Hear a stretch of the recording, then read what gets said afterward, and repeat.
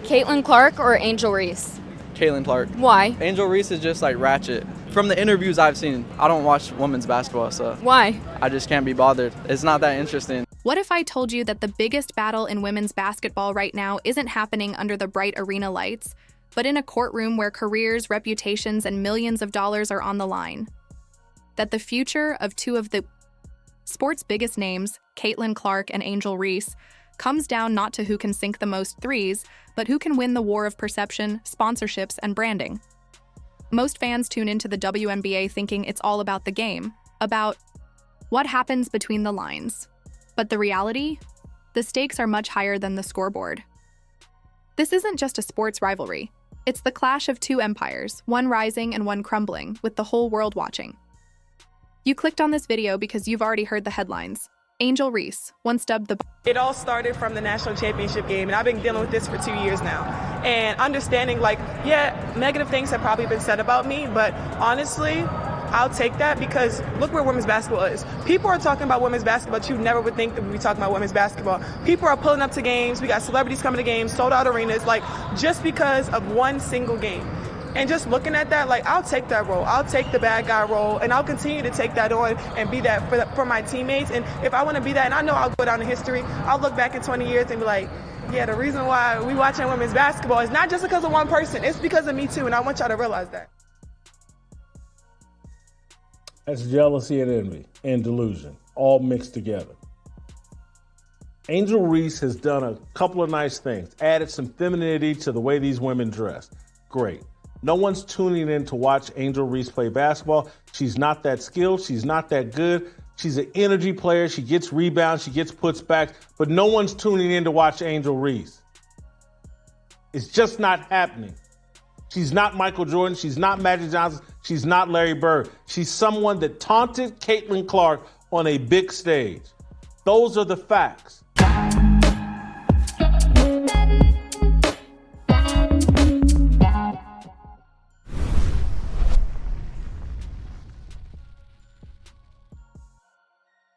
Bayou Barbie, and seen as the face of a new generation of athletes who blurred the lines between sport and celebrity, is suing Caitlin Clark after losing out on sponsorship deals. That's the surface story, but here's the common belief most people carry, that this is just petty drama, jealousy over who's getting more attention. Another example of athletes beefing for clout. Here's the contrarian take. This lawsuit isn't about cattiness, it's about control. It's about money, influence, power, and who gets to decide the future of women's basketball. Reese isn't just fighting Clark in court. She's fighting the system, the sponsors, and the narrative that left her in the shadows while Clark stepped into the spotlight. The proof? Look at the numbers. Caitlin Clark hasn't just joined the WNBA, she's exploded it. Attendance doubles when she plays. League Pass subscriptions have tripled. Jersey sales are... Can't experience. I don't have any above the rim experience. On the other hand, I'm not Angel Reese. I'm 99% on my layups because I can't afford to miss a layup. My layup is my dunk. You understand me? Right. Through the roof, up over 1,000%. In just 90 days, she racked up more social media views than the NBA and NFL combined. She's not just an athlete. She's a walking, talking sponsorship machine. Meanwhile, Angel Reese, who built her brand on confidence, charisma, and viral moments, watched those same sponsors walk away almost overnight. One minute, she's the golden girl of NCAA basketball. The next, she's filing lawsuits just to keep her name in the conversation. That's not just a fall from grace, it's a collapse of a business model. So here's the plan for today. We're going to break this all down piece by piece.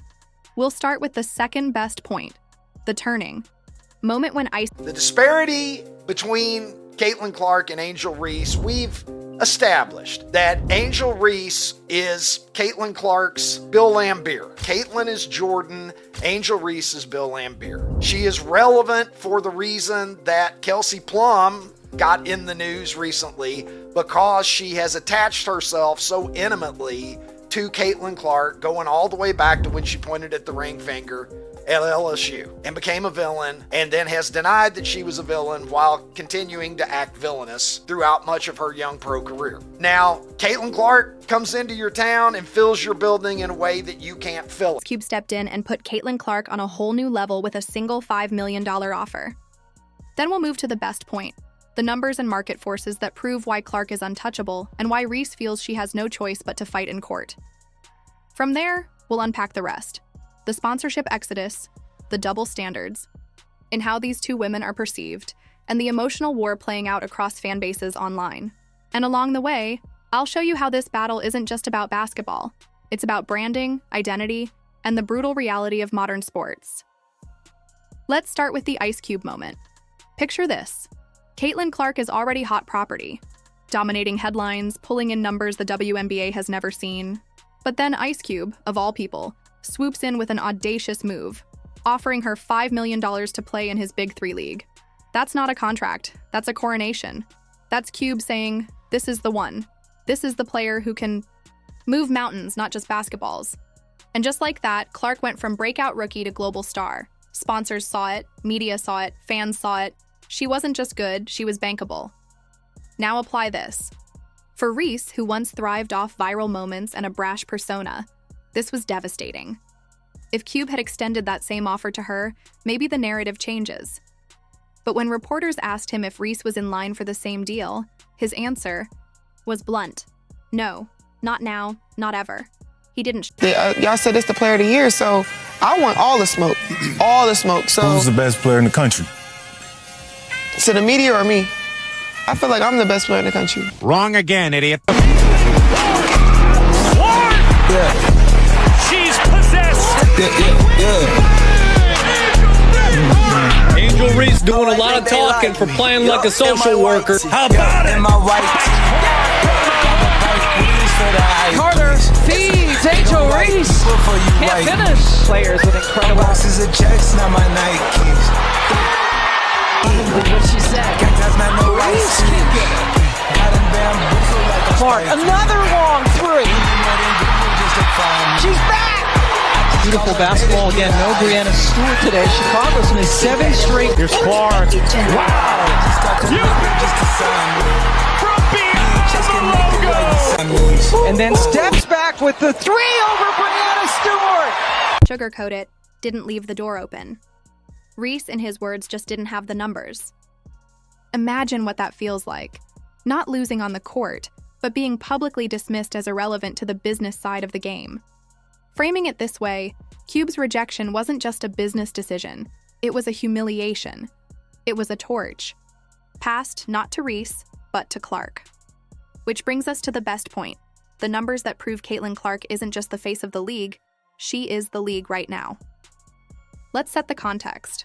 The WNBA has struggled for years to capture consistent mainstream attention. Attendance numbers were decent but stagnant. TV ratings lagged, sponsorships trickled rather than poured. Then Clark arrived, and the entire ecosystem shifted overnight. Application?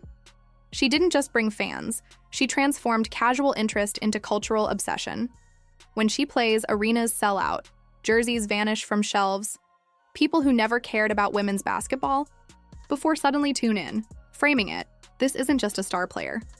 This is a once-in-a-generation market mover, the Michael Jordan of the women's game, the one who single-handedly redefines what's possible for the league's future.